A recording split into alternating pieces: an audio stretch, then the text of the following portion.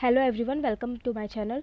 तो आज मैं आप लोगों को 12th standard Maharashtra board history का चैप्टर वाइज वेटेज बताने वाली हूँ। ओके, सो मैं आप लोगों को एक चीज़ क्लियर करना चाहूँगी कि जो हमें ऑफिशियल वेबसाइट पे अपलोड करके वेटेज का दिया गया था उनकी तरफ यानी कि जो ऑफिशियल वेबसाइट पे अपलोड किया गया था महाराष्ट्र बोर्ड वालों ने, तो वो मैंने आप लोगों को यहाँ पे वेटेज का नहीं दिखाया क्योंकि उन्होंने जो बनाया वो बहुत कंफ्यूजिंग है। सब बच्चे बहुत कंफ्यूज हो रहे हैं क्योंकि हमें यहाँ पे 12 चैप्टर दिया है और हमें उसका वेटेज वहाँ पर सिर्फ और सिर्फ 10 चैप्टर्स का ही देखने को मिल रहा है, इसलिए बहुत कन्फ्यूजन क्रिएट हो रहा है। इसलिए ये जो है ये मैंने बनाया है, बट ये 100% सही है। ये सेम एग्जैक्टली जो उन्होंने बोला है वही मैंने यहाँ पर दिया है, बस मैंने इसको थोड़ा सा अच्छे से लिखा है और मैंने आपको अभी समझाऊंगी तो पूरा समझ आ जाएगा आप लोगों को। सो ये 100% करेक्ट है एंड ऑफिशियल ही है। Okay, so first of all ये जो हमारा फर्स्ट चैप्टर है पहले हम वो देख लेते हैं, renaissance in Europe and development of science. तो फर्स्ट चैप्टर से हमें कितने मार्क्स का पूछा जाएगा? 10 मार्क्स का, यानी कि फर्स्ट चैप्टर से हमें 10 मार्क्स के क्वेश्चंस आएंगे। ओके, नाउ जो हमारा नेक्स्ट चैप्टर है विच इज़ यूरोपियन कॉलोनियलिज्म, तो इस चैप्टर के भी हमें कितने मार्क्स का पूछा जाएगा? 10 मार्क्स का। यानी कि आप अगर सिर्फ और सिर्फ चैप्टर 1 एंड चैप्टर 2 एकदम अच्छे से पढ़ के आ जाते हो तो आप 20 मार्क्स आसानी से ऑब्टेन कर पाओगे। ठीक है, और ये जो है अब थर्ड चैप्टर की तरफ बढ़ते हैं, इंडिया एंड यूरोपियन कॉलोनियलिज्म। तो इसका हमें कितने मार्क्स का पूछा जाएगा? 9 मार्क्स का। Okay, and then fourth chapter colonialism and the Marathas, तो इसका भी हमें कितने मार्क्स के लिए पूछा जाएगा? 10। हमारा चैप्टर नंबर 1, 2 एंड ये फोर्थ बहुत इंपॉर्टेंट है। ओके, इसमें से बहुत सारे क्वेश्चंस आएंगे और देखो वेटेज भी दिया गया, उससे ही हमें पता चलता है कि कितना इंपॉर्टेंट है ये चैप्टर। ओके, और इसमें जनरली बहुत क्वेश्चंस आते हैं एमसीक्यूज़ में, मैचअप वगैरह में, ये तीनों चैप्टर से बहुत सारे आने वाले हैं। Okay, now now chapter 5, India social and religious reform and chapter number 6, यहाँ पे थोड़ा ध्यान दो, chapter number 5 and chapter number 6 India struggle against colonialism, ये दोनों हमें साथ में ही दिया। यानी कि हमारे बुक में तो ये दो चैप्टर है अलग अलग, लेकिन इसे साथ में ही दिया है। यानी कि अब आप लोगों को ऐसे पढ़ना है कि चैप्टर नंबर 5-6 अलग नहीं है, चैप्टर नंबर 5-6 सेम ही है, एक ही चीज़ है, और वो कितने मार्क्स के लिए आने वाला है? 19 मार्क्स के लिए। ओके, चैप्टर नंबर 5-6 दोनों इकट्ठे 19 मार्क्स के लिए आने वाले हैं। यानी कि ये दोनों को एक बना दिया गया है क्योंकि देखो दोनों में स्ट्रगल ही बताया गया है, दोनों रिलीजियस रिफॉर्म्स में भी अगेंस्ट कॉलोनियलिज्म में भी क्या क्या स्ट्रगल हुआ वही बताया गया, इसीलिए इन दोनों को एक ही साथ कर दिया। यानी कि अब बस इतनी दिमाग में अपनी बात रखो कि चैप्टर नंबर 5 और 6 एक ही है जो कि 19 मार्क्स के लिए आने वाला है। अब ऐसा मत सोचना कि चैप्टर नंबर 5 और चैप्टर नंबर 6 19 मार्क्स के लिए, तो एक चैप्टर से कितने का आएगा? 8 मार्क्स या 9 मार्क्स का आएगा, 8.5 मार्क्स का आएगा, ऐसा बिल्कुल भी नहीं है। दोनों में से ऐसा भी कर सकते हैं कि चैप्टर नंबर 5 से 15 मार्क्स का पूछ ले, चैप्टर नंबर 6 से 4 मार्क्स का पूछ ले, तो ऐसा बिल्कुल नहीं है कि हाफ हाफ हो गया, वरना वो ऐसे ही डायरेक्टली लिख दिए होते। तो ऐसा बिल्कुल भी नहीं है, दोनों में साथ में मिलाकर ही हमें 19 मार्क्स का पूछा जाएगा। सो चैप्टर नंबर 5-6 हमने पढ़ लिए तो 19 मार्क्स हमें मिल गए।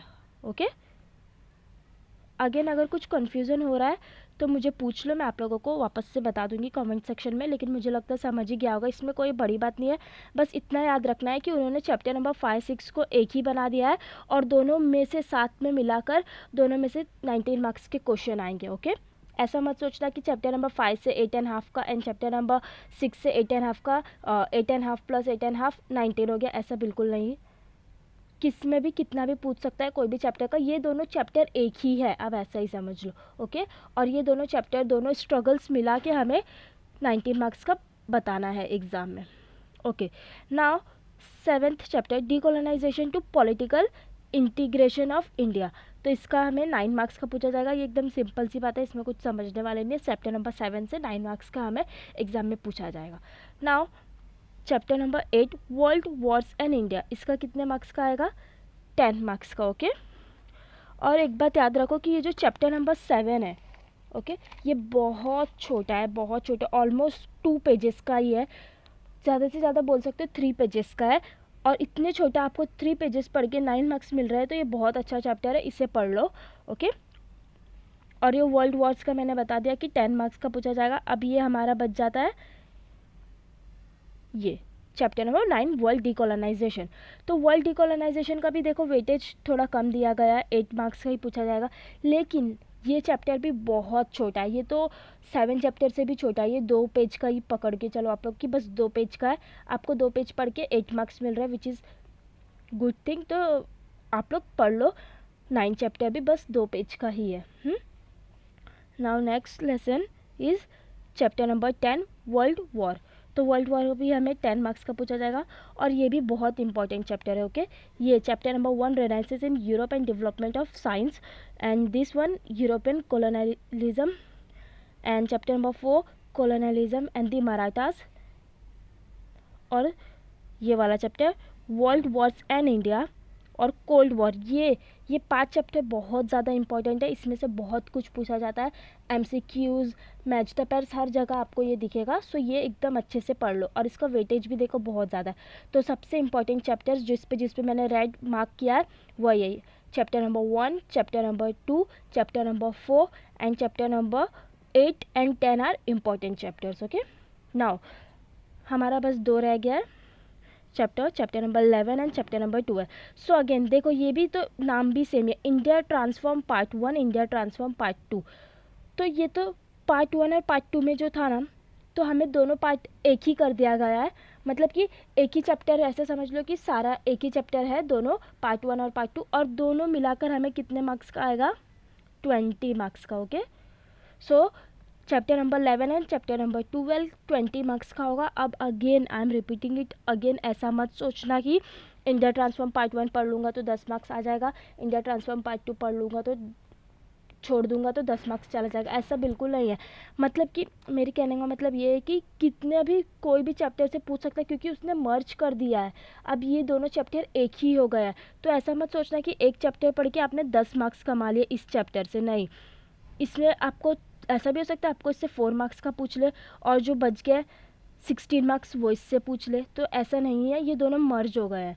ठीक है, तो दोनों को मिलाकर ही फॉर श्योर 20 मार्क्स आपको आ जाएंगे अगर आप दोनों पढ़ोगे तो। ओके, ये दोनों आप लोगों ने पढ़े, आप लोगों ने 20 मार्क्स आसानी से हासिल कर ली, एंड देन ये 2 पढ़ लिए तो आप लोगों को 19 मार्क्स मिल गए। ओके, सो 39 मार्क्स आपके ऐसे ही हो गए। मतलब अब इतना ही मत पढ़ के जाओ, अच्छे परसेंटेज चाहिए तो पूरा पढ़ो, एकदम अच्छे से पढ़ो। ओके, सो चलो आप लोगों को आई होप क्लियर हो गया होगा, अगर फिर भी कोई डाउट आ रहा है तो मुझसे पूछ लो। ओके, और नेक्स्ट वीडियो में इम्पॉर्टेंट क्वेश्चंस ऑफ हिस्ट्री के डालने वाली हूँ, सो आप लोग बने रहो मेरे साथ, और वो भी ज़रूर देखना अगर आप लोगों को इंपॉर्टेंट क्वेश्चंस जानना है तो। सो होपफुली आप लोगों को ये वीडियो अच्छी लगी होगी, अगर अच्छी लगी तो please do like, share and subscribe, and thank you for watching.